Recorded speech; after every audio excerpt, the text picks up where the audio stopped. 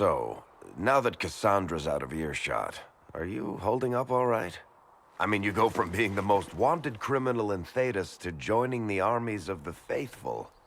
Most people would have spread that out over more than one day. I don't even want to think about how many lives were lost on that mountaintop. A lot of good men and women didn't make it out of there. For days now, we've been staring at the breach, watching demons and maker knows what fall out of it.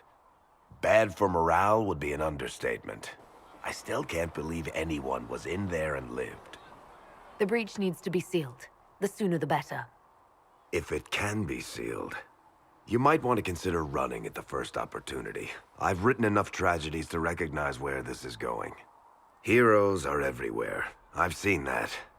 But the hole in the sky, that's beyond heroes. We're going to need a miracle.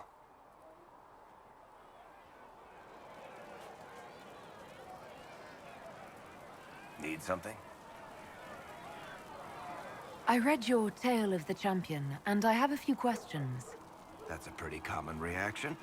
Go ahead. What happened to the mage who destroyed the Kirkwall chantry? The book never said. He fled Kirkwall with the mages from the Circle.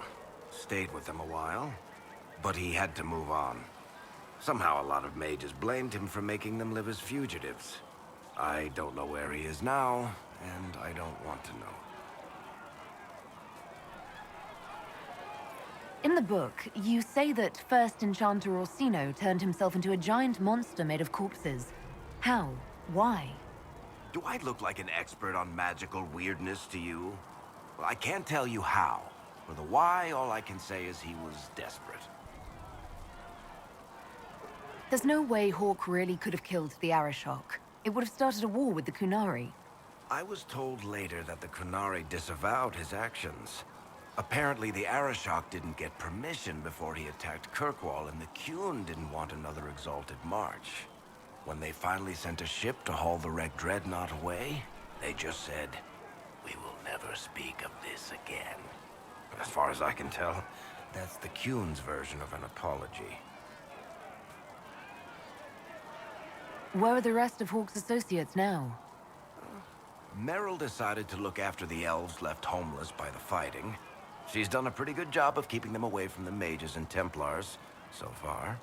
I guess she has plenty of practice avoiding stupid human battles with her old Dalish clan.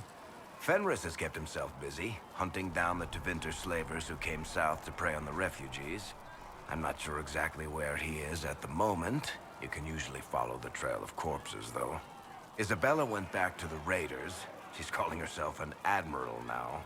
I don't know if she's actually in charge or just has a really big hat. Might be the same thing, honestly. Sebastian went back to Starkhaven.